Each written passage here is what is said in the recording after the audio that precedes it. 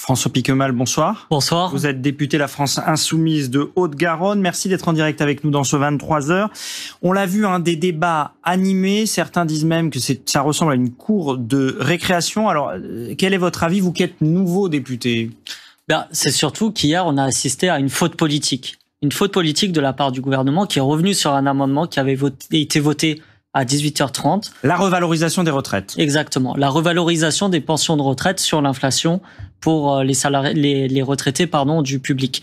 Et à 2h30 du matin, le gouvernement est revenu spécifiquement sur cet amendement pour le faire revoter, car le premier vote ne lui convenait pas. C'est une faute politique et je dirais même morale. Moi, dans ma circonscription, je vois beaucoup de petits retraités qui n'arrivent plus à boucler leur fin de mois et que cette mesure aurait pu tout du moins aider. 4% d'augmentation des retraites, c'est pas assez. C'est pas assez et l'inflation, elle est de 5,8%.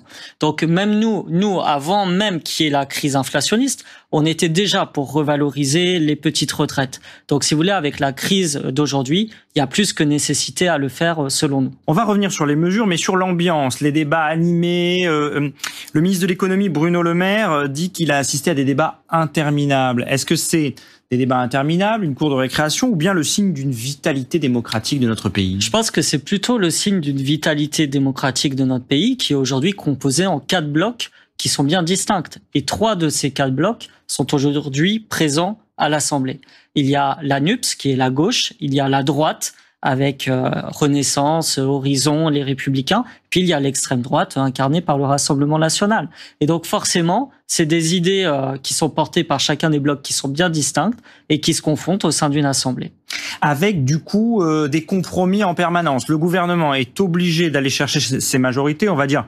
Assez souvent, on l'a vu dans le reportage qu'on vient de regarder ensemble du côté de la droite, mais pas seulement. Et d'ailleurs, sur certains amendements, vous avez réussi à faire passer des réformes que le gouvernement lui-même ne souhaitait pas. Tout à fait. On a réussi par notre force de proposition au niveau des amendements qui sont pour beaucoup issus du programme qu'on avait en commun avec les composantes de la NUPS qui est chiffré et détaillé, pour faire en sorte d'améliorer la vie des gens sur le pouvoir d'achat. Il n'y a pas de vision générale et globale. On a l'impression que ça navigue un coup à droite, un coup à gauche, c'est le cas de le dire. Nous, si vous regardez nos amendements, ils sont très cohérents avec le programme qu'on propose. Hier, par exemple. Au final, la loi qui est votée, il y a un coup une barre à gauche, un coup une barre à droite pour essayer de trouver une majorité. Ça va être comme ça pendant 5 ans? Alors, je vous rassure, la coalition gouvernementale fait surtout un coup et plusieurs coups de barre très à droite.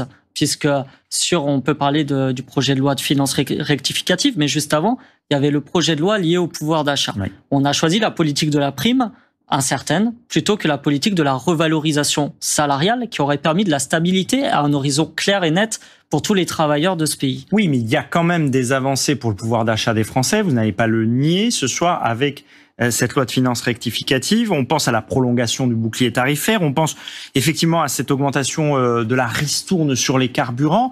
C'est plutôt positif. Ça ne vous satisfait pas, ça, pour les Français? Écoutez, on va pas s'en plaindre, mais ce n'est pas suffisant par rapport à la crise actuelle. Nous, on est pour le blocage des prix, notamment sur l'essence, parce que les gens n'arrivent plus à s'en sortir avec un prix au carburant et des pleins qui peuvent être jusqu'à 100 €. Donc, si vous voulez, on peut pas faire juste des petits coups comme ça. On a proposé notamment qu'il y ait une taxe sur les surprofits des profiteurs de crise qui aurait permis de ramener de l'argent public dans les caisses de l'État et de financer un certain nombre de mesures de pouvoir d'achat. Alors, il y a une mesure qui pourrait sembler être une mesure de gauche, c'est quand même la renationalisation d'EDF. Ça va permettre quand même de se réapproprier une certaine autonomie énergétique. Alors, c'est un dossier complexe. Je crois que les communistes sont plutôt d'accord. Non, pas du tout. Pas du tout. Au contraire. Ce n'est pas une renationalisation d'EDF puisque EDF est déjà nationalisé. Donc, c'est surtout un dispositif qui permet de faire... Oui. Alors, c'est un dossier complexe dans lequel le gouvernement veut faire entrer en place une mesure qui vise justement à développer la concurrence vis-à-vis d'EDF. Et plus généralement, nous, ce qu'on pense, c'est qu'il y a eu des ratés du point de vue énergétique et même des dossiers climaticides dans le projet de loi pouvoir d'achat avec la relance d'une centrale à charbon, d'une usine à méthane, notamment dans la Manche, qui ne correspondent pas à l'enjeu de planification écologique qui est le nôtre. On a vu qu'il y a également la fin de la redevance audiovisuelle. Certains s'inquiètent pour l'indépendance et le financement de l'audiovisuel public. Est-ce que vous en faites partie? Et ils ont tout à fait raison. Nous, on pense que dans une démocratie, c'est important qu'il y ait un service d'audiovisuel public pour permettre un débat démocratique public qui soit indépendant. Et on ne sait pas aujourd'hui comment va être financé, contrairement à ce que dit le gouvernement, qui annonce que ça va être sur la TVA, mais pendant un certain nombre de temps. Et on ne sait pas comment il va le financer à la suite de ça, ni où il va trouver l'argent qu'il compte ponctionner sur la TVA.